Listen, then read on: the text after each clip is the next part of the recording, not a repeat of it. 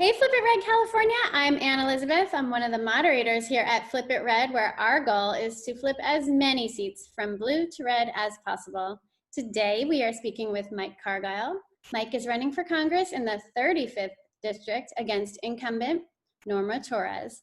The 35th District encompasses parts of Los Angeles and San Bernardino counties. Smile, Mike Cargile is a family man with a pursuit for protecting our families. Boy, that is refreshing. Former serviceman in the Army, now Deacon, has held many hats such as author, filmmaker, coach, actor, and even indie music producer, and what my kids would think is the coolest. Mike helped handle the private label manufacturing for the Power Rangers food products. Mike is now turning his sights to Congress. In your words, here to fulfill my oath to defend the Constitution of the United States against all enemies, foreign and domestic. And Mike, I believe domestic is actually the key threat today. Mike says he's not a politician, but an excellent representative of the character and interests of the people. His key passions are to First and Second Amendment infringement, right to life, border integrity, and immigration, businesses and taxes, voter fraud, and impeachment. So Mike, thank you for being here today. My pleasure. Thanks for having me. Why don't you tell us about why you are running for Congress? Well, I'm running for Congress because the incumbent represents about zero of the views I hold on just about everything, from law enforcement to family to education, you name it. We are polar opposites. And I've lived in this district for over 23 years now. I've coached a lot of the kids that have grown up here, and I know a lot of the families here. And I think I can represent them far better than she has for the last 6 years. I tell people, look, if you looked at the way the state's gone for the last few years and you're happy with it, keep her in place. If you're not, let's try something new. It's a 2-year seat. Give me a shot. Let me see if I can fix things. And if I can't, but then let's put someone else in who can get the job done. But at least give me a shot. I think I have a plan and a vision for the 35th that's unique and achievable with the right people in place. Great. Okay, let's talk immigration and border. I know it's an important issue, so what are your thoughts? Well, immigration is one of the key elements of this district, because we have a lot of people here who have been here illegally or know people who are illegals here, and they live in fear constantly. And as a Christian, I couldn't help but look at this issue with a heavy heart. So I looked at it through two things. I looked at it through the Bible, and I looked at it through the law. In the Bible, I treat everyone the way I would want to be treated. So if I was raised in another country and I saw this shining city on the hill and it's a better life for my family, you can bet I would do everything I could to get here. And I don't fault anybody for trying to make a better life for themselves or their family. And then I look at the law. Well, I went to law school for a little bit, and there's a thing called detrimental reliance in contract law, where if you and I had an oral agreement, I could prove that agreement existed by something I did to my own detriment. And I started looking at immigration in that light. And I saw that this agreement has existed for decades now, where the United States has had basically an agreement with the rest of the world. If you can get here and just assimilate into the fabric of our country, we won't enforce our laws against you. And how do I know this agreement exists? Because there are millions and millions of illegals here that relied on that agreement to their own detriment. They left their countries, pulled their families up, and they're here now. So now we've got something new in place. We're finishing the wall, and the Trump administration says we're going to start enforcing our laws now. Okay, that's great. But what about the people that are on this side of the wall when it's finished? What do we do with them? And we have millions of people here. We're not going to deport them all. And that's when I came up with, for lack of a better term, I call it the Cargile plan. So once the wall's finished, it's all predicated on that. The clock starts, and we have a 3-year period for these people to apply for citizenship. Now, this offer doesn't apply to anyone who's a convicted felon. If you've abused our laws and our society while you're here, you had the chance and you blew it. This doesn't apply to you. But if you've lived here, you've raised your family here, your kids are in school, you have a 3-year period to apply for citizenship. We're going to expedite this process. It's not amnesty. You still have to take the test. You have to swear an allegiance. You have to do everything. But we're going to drop the cost way down, and we're going to take all those federal assets to expediting, A, checking you out, make sure you're legit, and B, running this through the process so that in 3 years, we're done. We're done with immigration as an issue. Our border's up. If you come into this country, you use our ports of entry.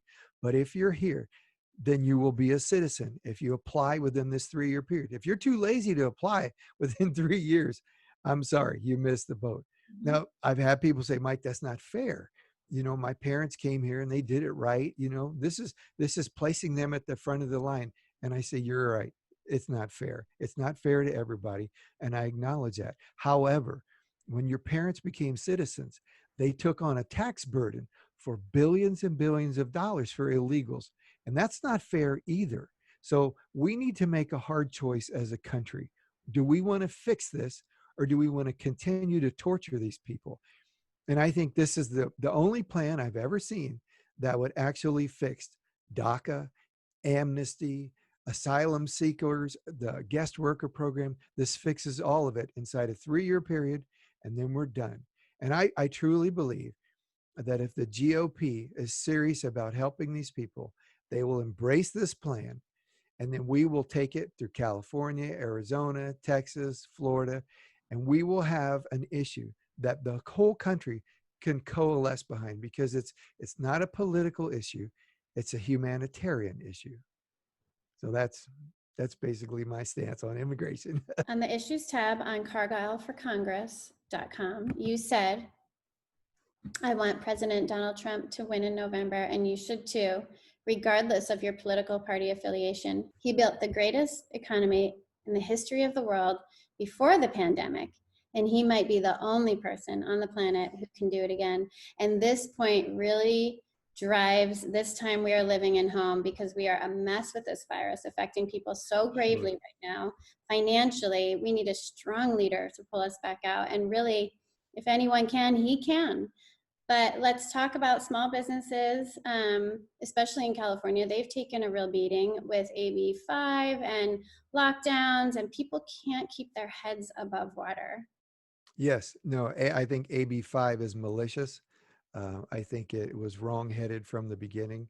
I mean, you look at the character of the average Californian. They're entrepreneurs, they're artists. These are independent people. Why do you think they want to drive Lyft and then go be able to do a gig somewhere else or do something else? That's California. And the legislators that came up with this were absolutely 180% out from the norm, because the people here want to do things like they say, we want to do it our way. You know, that's why we have Silicon Valley and so many places like that. We have people here who think for themselves. They're creative, and we should foster that. We shouldn't stymie that. We shouldn't, slap them up the head with more fees and regulations. And, we should encourage these businesses to think outside the box and try things. This state is called the Golden State for a reason, because you would come here in the past to seek those dreams. This is where you came to have your dreams fulfilled, not squashed and not stepped on by a government that is, the antithesis of free thinkers. These people are not our friends. And we can't fix this with the same people in office who created these problems. That's insanity. We need new leaders who are going to think outside the box, and they're going to give freedom to these people who want to run these businesses and come up with their creative ideas. And I've known a lot of independent people, and they have lots of gigs on the side, so they have the freedom to take care of their kids, to do whatever they want to. This is who Californians are, and we need leadership that reflects that. You talk a lot about family, which is reverent of you, because a lot of people are afraid to go there today. But at the same time, as a public servant, it's important to respect and represent everyone. And you said, as a Christian and a family man, I stand for the sanctity of the biblical definition of marriage and the protection of the nuclear family. The family unit is the cornerstone of our society. As it goes, so goes the nation. The Bible talks about non-Christians and how we are to treat them. Christians should only judge Christians and hold them accountable and not non-Christians, and how we shouldn't hold Christian standards to people who really didn't sign up to be held to those standards. All we are called to do with non-Christians as Christians is love them, and that's straight from God's word. But we see a lot of legalistic Christians do just that, especially for the LGBTQ community. I feel for them, like they sometimes feel like they aren't going to be represented. And I believe this is a huge misnomer. And I don't want to make this all about LGBTQ, because there are atheists, Hindu, Buddhists, there's all, different beliefs that Sure, all sure. need representing. So how Right. do you walk these words that you said while representing all? Well, those words are for me. Though that is my moral compass. I am a Christian, and I get all my moral values from the Bible.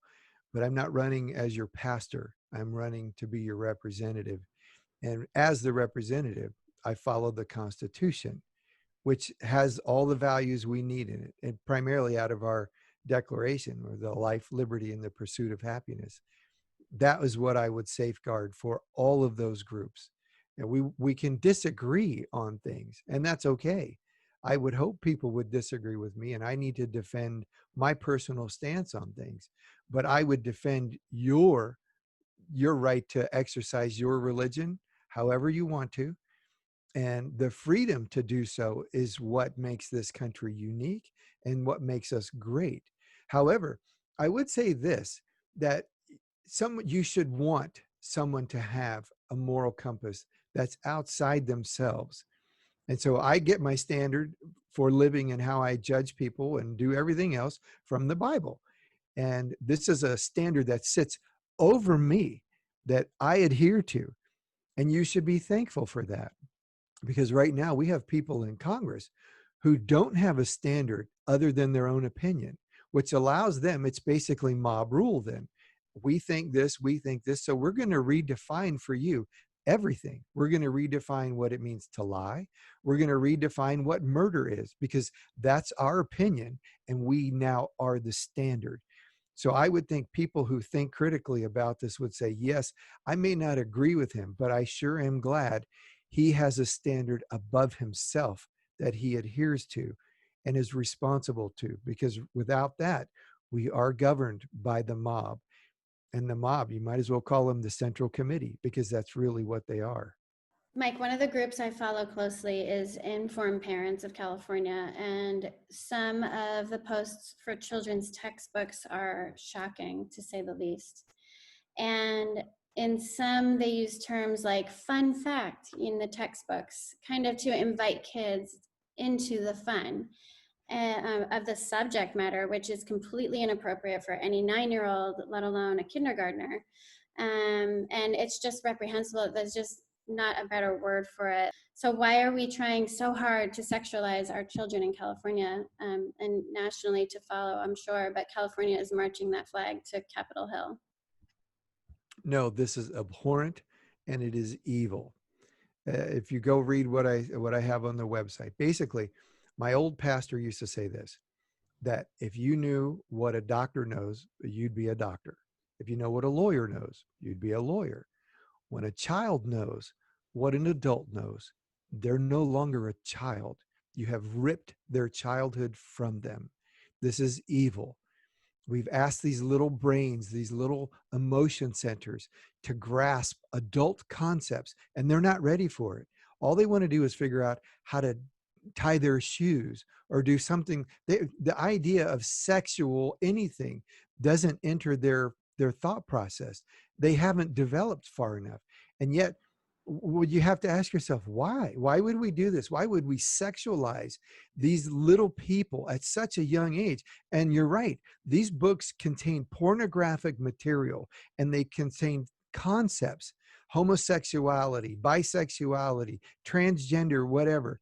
And we are demanding that these little people become adults immediately. And you have to ask yourself, why? Why would we do this to the most innocent among us? The only answer to that question is we want to create victims for pedophiles.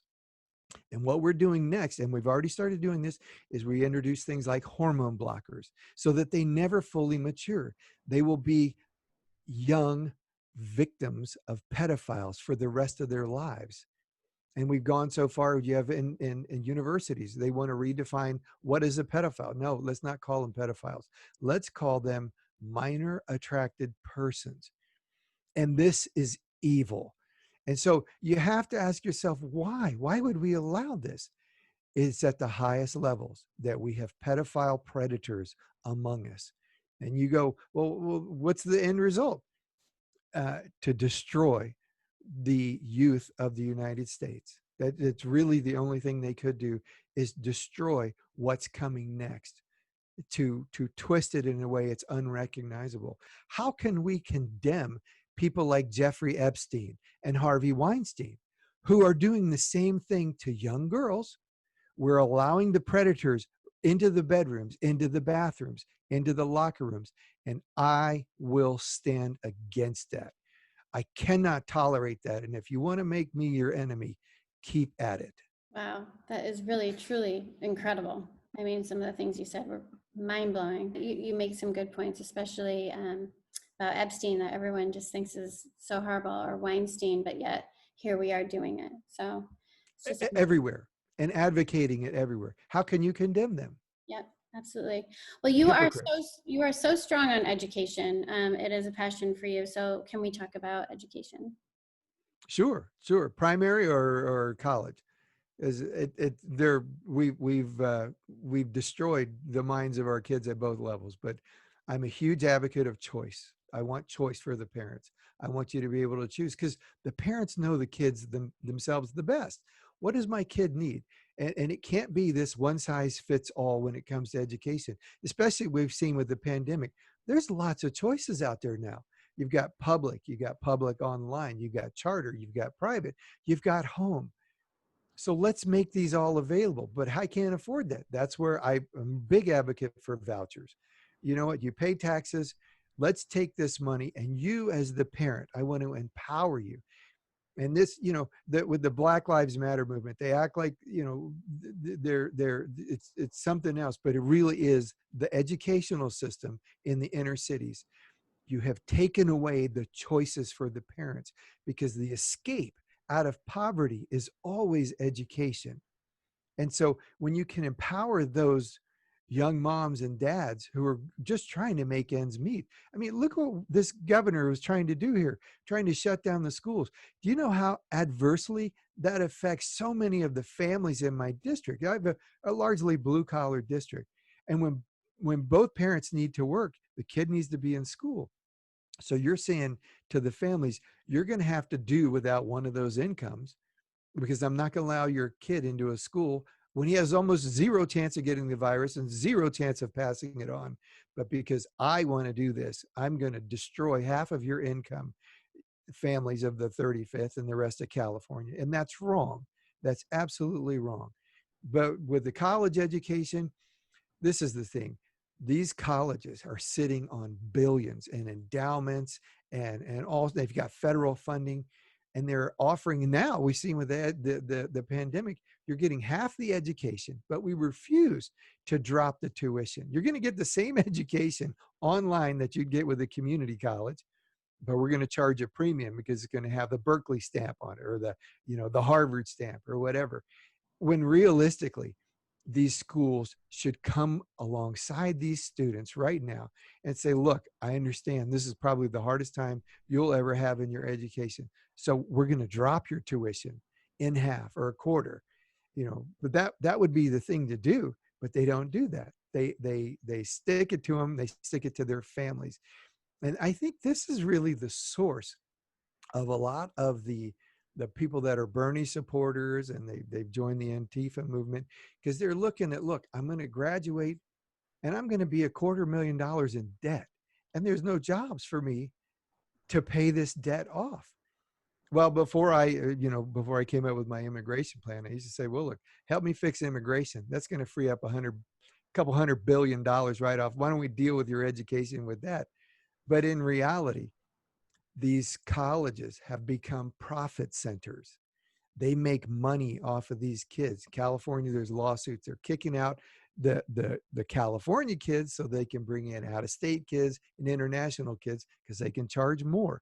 They're profit centers, and we need to remove that. I would be a big advocate of the US government getting out of funding or insuring tuition for any university. I would say this to the university: you think your degree is worth that much? Put your money where your mouth is.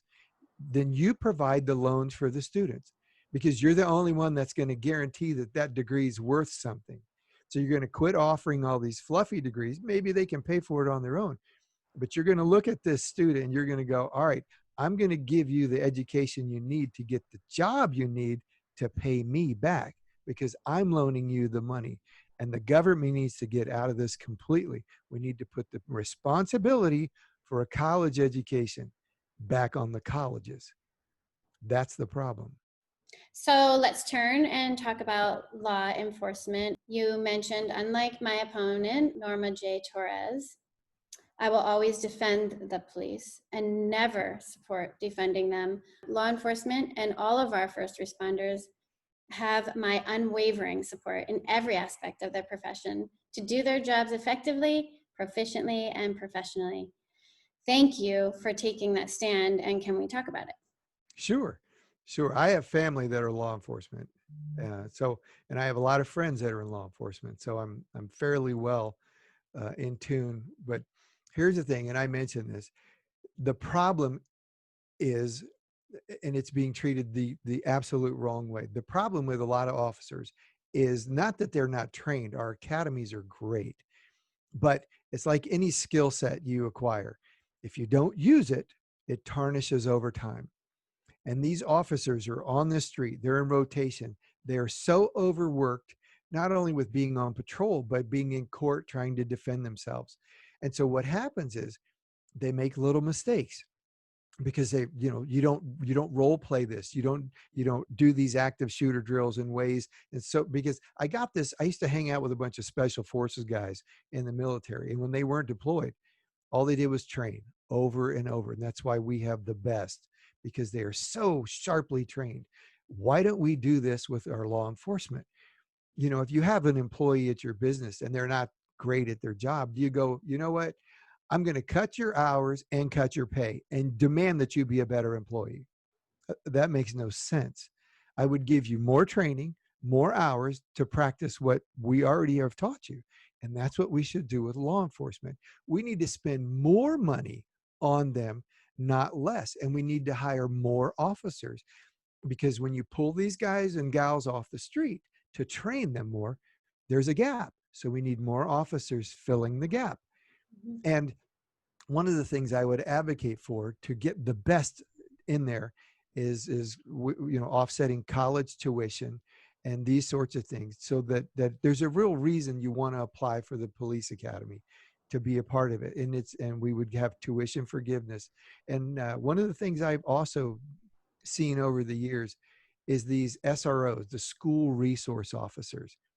And we see that they're trying to get the communities involved, and they want the police and the communities to have this, this real close relationship. Well, I would say that this relationship starts at school. When you have a school resource officer who's there when your child, usually this officer will be the first person a student ever encounters in law enforcement. So this officer should be the best, the brightest that we can have in a public setting. And they meet these kids, and more than likely the kid's there because there's something wrong, and this officer engages and says, what's going on? Let me help you. And more than likely that kid's parents are going to get involved. So now the school resource officer is dealing with the student and the parent. And as they solve problems together, there's no distrust. We foster trust between the community and the law enforcement officers. So now they know somebody, and they know them as almost a family member. That's where this needs to go. We need to support this. And we're doing the exact opposite, because we have leaders, they either don't understand the problem or they just don't want to fix it. Mike, let's go to California taxes. We are drowning in taxes. Yes. And every day there's one more. What can we do? It's not only crushing us, but it's also causing a mass exodus for, for families and businesses. No, well, and it's been going on for a long time now, for a number of years. And this is one of my chief complaints about my opponent, who's been in public service, call it service, since 2008. She was in the state assembly. She termed out. She was in the state senate. She termed out. She's had 6 years as a federal representative, and the state has gotten worse and worse and worse. And so all I ask people is, do we want to continue in that direction, or you want to try something new? I'm here to advocate for something new. So I think one of the things there's a lot of leverage that the feds can exert on California, primarily with interstate commerce. When you're talking about you're hurting other states, that gives the feds a lot of leverage to go, you know what, Newsom, I think you're hurting Texas and Tennessee and Iowa and Utah. So that might fly with some people, but it's not going to fly here because we are the United States. You're not your own little country. And he's already done that with a lot of EPA stuff, but I think we can do a lot more. What we need, though, is to have local government and the cities and county level become more business minded, and we keep electing people who've never been a part of an independent business or owned a business, so they don't understand. But when the city becomes business friendly and allows advertising, and they offer tax rebates, because not only do we need to keep the businesses that are here, I want to try and get some of them back. I want to get them back from Texas. I have family in Texas, and they keep going, well, you're shipping all these Californians out here. And I go, well, you know, help me fix California, and they won't have a reason to leave and invade your state then. You know, I've reached out to Alan West. Hey, buddy, help me help you. Yes. Get behind this race. Help me, because we didn't even talk about this, but I live in the greatest district in California. I know you're going to hear some of these other people, oh, my district's great. The reality is I live in the greatest district in California. And when I get together with my cities and we get together, we are going to transform this place in a way that you're going to want to move here. I'm going to have the hub of arts and entertainment. I'm going to have the hub of commerce. I've got industry. Fontana is amazing, and it's bookended. One end, I have NASCAR. The other end, I have NHRA drag racing. And in between, I have an international airport. This place is going to boom. We just have to have the right people in place with the right vision. And I hope they give me a shot at it. Let's talk about First and Second Amendment infringement, freedom of speech, and the right to bear arms, because never in this climate would I give up those rights. We see so much happening today with the rioting, and then they want us to give up our arms, or with free speech being shouted. On the conservative side, we're seeing censorship. And so, these two issues, I feel the First and Second Amendment are so important, and you're pretty strong on both of those issues. So let's talk about it. Well, thank you. Yes. And I say the second is there to protect the first, and the rest of the Constitution. But and I put out a letter to the president back in March asking, because I could kind of see the writing on the wall that if you can't provide all the federal assistance we're going to need, then please suspend any attempts to restrain the Second Amendment.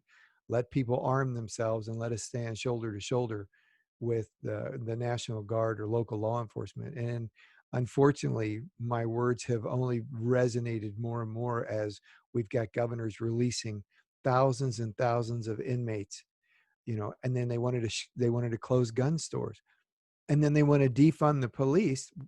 How are you supposed to defend yourself and your family? That makes no sense unless you want there to be mayhem and violence and brutal acts of violence on families. And I absolutely stand against that. So I want everyone to have a gun in the house, to arm themselves for what's here and what possibly could be coming. And the Second Amendment is very clear. It shall not be infringed. That word infringement means to trespass. And what the Second Amendment really is, I can do a whole half hour on this, but basically it's a promise by the government in recognition of a right they didn't give. This is a right that God gave, like the same other rights enumerated in the Declaration: life, liberty, pursuit of happiness. There's another one in the first, right to free assembly. The next time you see the word right is to keep and bear arms. And so they recognize this is a right that's human. It's for the human race. We recognize that, and we promise not to trespass or infringe on this right, because it's for every person, not just every American. These God-given rights are for everyone on the planet. Now, the First Amendment is really interesting because it doesn't have the right to free speech. It says free speech, but it doesn't use that word right, or with the press, or religion, only free assembly. Very key there. But you're right, the First Amendment is being trampled upon. What's really funny to me is you got a press that says we have the absolute right to say whatever we want to in the press, but they don't extend that absolute right to free speech. We want to curtail free speech, which is all in the same amendment, but we want absolute right to say whatever we want to in the press, whether it's a lie. We don't have to, there's no responsibility for it because it's the right, but you don't have the right to say anything you want, even though they're side by side in the same amendment. And the same way, we've got a governor and multiple governors saying you don't have the right to exercise your religion the way you want to. We're going to tell you how you should conduct your services and what you can't sing in your churches and how you're supposed to gather in your churches. Well, this is an enumerated right in the First Amendment. And unfortunately, our government, and not, I shouldn't say unfortunately, our president is probably one of the most intelligent people out there. And he consistently gives them just enough rope to hang themselves and their political careers. And that's exactly what he's been doing. Gavin Newsom probably couldn't get elected to be a dog catcher after this because he's completely exposed himself as the impotent leader that he is. However, you are correct. This right has been trampled upon, and we need to protect it. We need to rise up. And first, we exhaust all of the normal methods. We go through the courts. We've got churches suing the governor, and then hopefully we've got judges that are going to react appropriately. But at the end of the day, we the people give our consent to be governed. And if they refuse to abide by this document, then we need to remove those who are governing us, because we no longer consent to your form of government. And that's where we're about to be. And that's where November is so critical. It's probably, and you've heard everyone, each election is critical. This is do or die for the United States. If we don't take the presidency and the House and the Senate, because they've already shown what's going to happen. When Trump gets reelected, if we don't take the House, you're going to see the next few years nothing but subpoenas and nothing but impeachments. And they're going to harass this man and his administration. And they're going to try and do everything they can so that in 4 years, the whole country says, oh, we want anything but a Republican because of what our media and these liberals have done to him. And this is wrong. And I just tell people, look, just give us a shot. We can fix this, but we can't abdicate our moral position either. And this has really bothered me as I look at these Antifa groups. I saw a report yesterday there up in Seattle. They interviewed a black police officer, and he said, there's more blacks here in the line of cops than there are in the Black Lives Matter crowd. And what you have is a bunch of angry white kids acting like they are superior to everyone else. But what they are is angry in a way that's not satisfied. They just want to destroy. They want to destroy at all costs. And I'm afraid they're willing to take the ship down with all of us on it. So we have to stand probably in November in a way that we've never stood before as a country. And I hope that local law enforcement, local counties and cities, that they will ban and they will enforce with the full ferocity of their law enforcement, no protest during the election period, because this will probably take more than a week, because a lot of states want to do heavy mail-in ballots. You have to visually check it and then, do it with, make sure it matches an existing voter roll. That's not going to happen overnight. And during that period, there's going to be a lot of unrest in this country. Our leaders need to make sure, yes, you have the right to assemble peacefully, but we're not going to allow this country to disintegrate into chaos while we go through the process of either a peaceful transition of power or the peaceful retention of power. Either way, it's going to be up to our sheriffs and our police chiefs to hold the line. And I would remind them all, you swore an oath.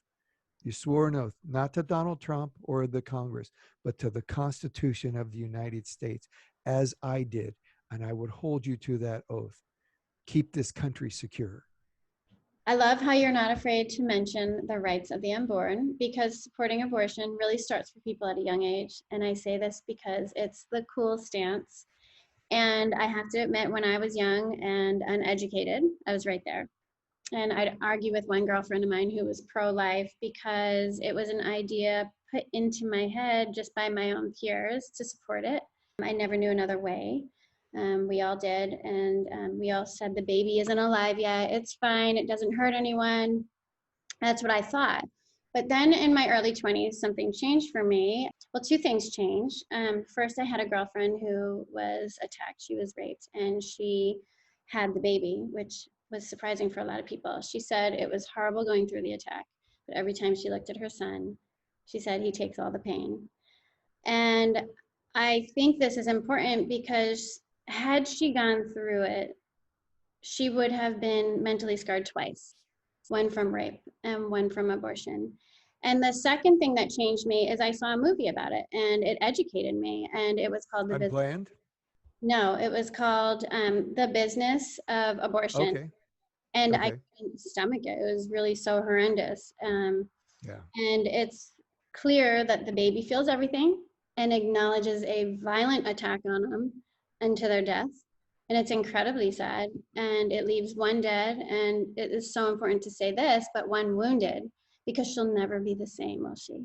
Right. And Right. mentally, it's so crushing on her spirit. So when people actually know and understand the multi-billion-dollar and racist abortion industry, because it is an industry, profitable at that, but when people understand and learn the truth, like how they prescribe birth control pills along with antibiotics, which cancel out the pills, so they see the second round of the same person come through and they make more money, they have return customers on purpose. And I believe this education will cause hearts and minds like mine was to be changed. So let's talk about abortion, because you take a pretty strong stance and it's on your page, and I don't have a lot of representatives that actually put it on their page. Well, I put everything I can on my page. But in fact, I don't even like to call it abortion. Let's talk about life. Yeah. Life and the sanctity of life. Because when we denigrate or we cheapen life on one side, we cheapen it on the other. And we've seen that with governors who cavalierly threw sick people into nursing homes and have murdered thousands of our elderly purposely, I believe. And I think they should be criminally held for this, in the same way that we would hold Hitler or Stalin responsible. You can't hide behind your office when you're purposely killing people. But on the other hand, we have the unborn and we have babies. Now, probably one of the greatest acts of legislation I've seen so far in my lifetime are the heartbeat bills. That it's incontrovertible when this little entity has a heartbeat, that it has all of the necessary apparatus there to sustain a heartbeat. It has to have a central nervous system. It has to have a muscular system. It has to have a skeletal system. It has to have all these intact before it has that first beat. And you cannot say that that is not a living being. One of the cruel ironies of this race for me is my opponent used to be a 911 dispatch operator. And when you get a call, is the victim alive or dead? Well, what do you check for? A pulse, a heartbeat. The victim is alive if they have a heartbeat. So how can you get all these awards from Planned Parenthood, which she has, and she's very, very proud of the accolades she's received as a proponent of Planned Parenthood and thousands and millions of abortions. To me, that's reprehensible. Yes. But life is so, you can't quantify it. It's the most precious thing you have. And I would want to safeguard that. That's why we have it in multiple places in our declaration and our constitution, the right to life, the right to life. Now, whose right is it? Well, currently, if a woman is pregnant and she gets murdered, it's ruled a dual homicide because both of these beings have a life that was ended. They're alive. She has a baby. It is alive. Now, I can't give a pass completely to the Republicans or the conservatives on this either, because you've screamed, we have to, we're anti-abortion, we're pro-life, we want the babies out there. Okay, then make it so it's not even a choice for the young pregnant mom to make. You go, look, if you don't want it, we have a list of families ready, willing, and able to take this baby and create a life for them. Right now, if you're a couple, you have to hire attorneys. It's thousands of dollars. It's so much time when all you want to do is take care of a baby so that it's not killed. Let's give it a life. So we bear responsibility in this too. We have to come alongside legislatively. Let's clear the decks for all the moms that have a baby. And I don't know how you got there, and but that is not your life. That's a baby's life. And I'm going to safeguard that life. And I'm going to help that life get into a loving family. And one of the cool things that the president has done recently, and people don't realize this, with the foster care program, when a child is in foster care and they hit 18, if there's no family there, they're on the streets. And a lot of our homeless problem here in California are kids, they turn 18, which is almost a death sentence for them. And they wind up in crimes and drugs. Young girls are pregnant and abused and sexualized and drug abuse and all this stuff. So when we come alongside the foster care program, as the president did, making it easier for a child to be adopted into a family, then he's taken a hard hit at the homeless problem too. And I applaud that. But we need to look at our family. That's why I'm running as the family man. I am the family man. I want to protect the families. I want to provide for the families. And I want the families to preserve who they are. Whatever religion you practice, I love all these families. I really do. And I can honestly say this, honestly, other than maybe my opponent, I don't have a single enemy on planet Earth. I don't have anyone that I have any animosity towards or anger towards, and I don't know of anyone who has that feeling towards me either. I think God has put me for a real reason, maybe to make peace with a lot of groups and a lot of people. I hope so. I hope he uses me like that. Mike, you talk about the environment on your website, and I think it's great because not enough people on the right talk about it. So let's talk about your stance on the environment. Sure. Well, I'm glad you asked. Thank you. Uh, I have solar panels. I do. I like a lot of the ideas behind what you would call clean technology. However, I do have a problem with a lot of what's happening today. And they do this simply because they're only looking at one facet of the environment and they're willing to sacrifice everything else. This push for electric vehicles, I think, is profit driven. And I don't think it's based in reality, a whole look at the environment. You're looking at only what comes out of the exhaust of the car. Otherwise, it's the same car as a petroleum vehicle or something else. And I think we need to take a more realistic, holistic approach to the environment. And I use the word, the term everyone's using, it's so politicized, climate change, because in reality, we all want the same thing. We want clean air. We want clean water. We want soil that's not full of chemicals and carcinogens. And we want an ocean that's pristine and beautiful. So we all want to wind up ultimately at the same place.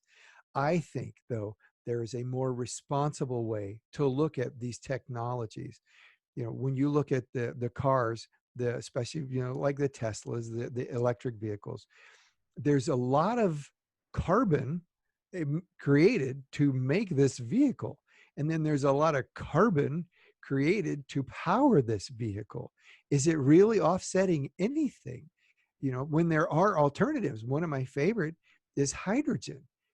The hydrogen based vehicles, the only thing that comes out of the tailpipe is water.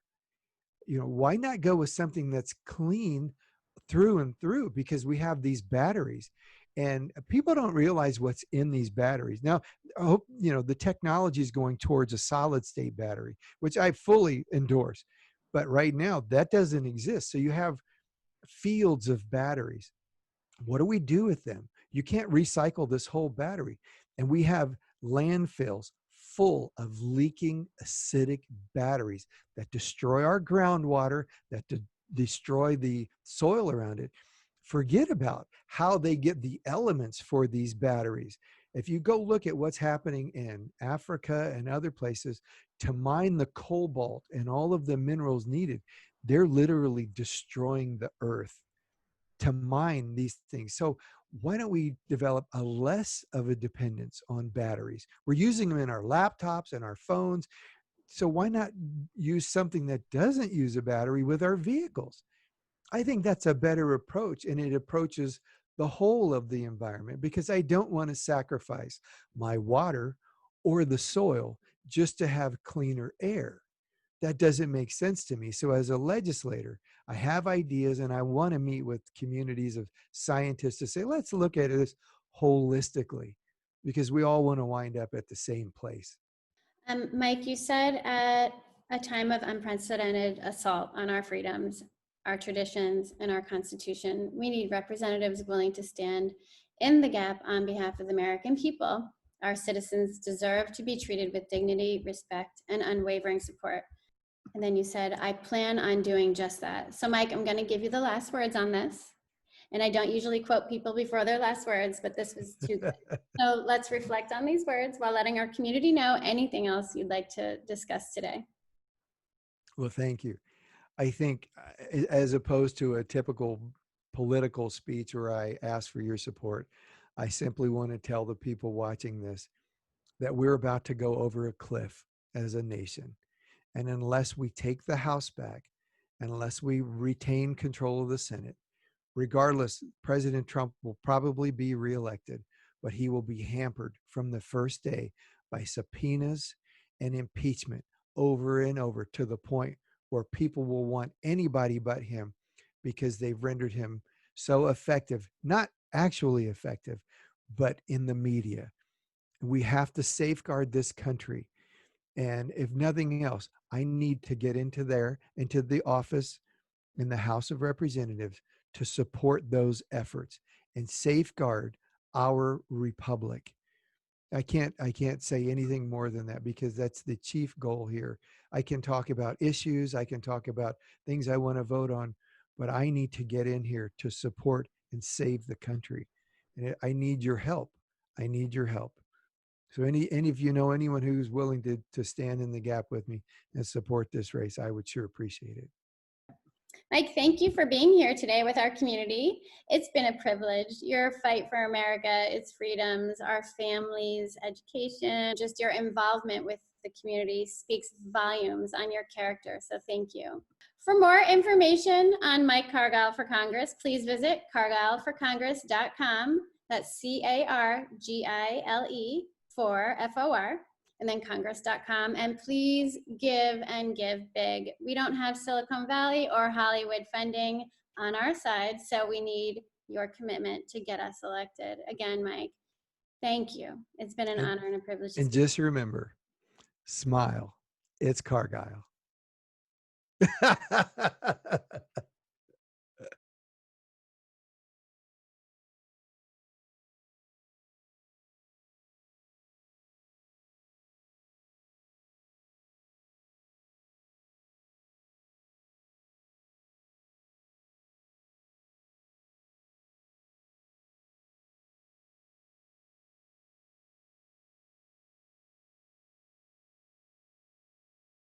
I heard Adam Schiff is actually gearing up for a February impeachment. Did you hear that?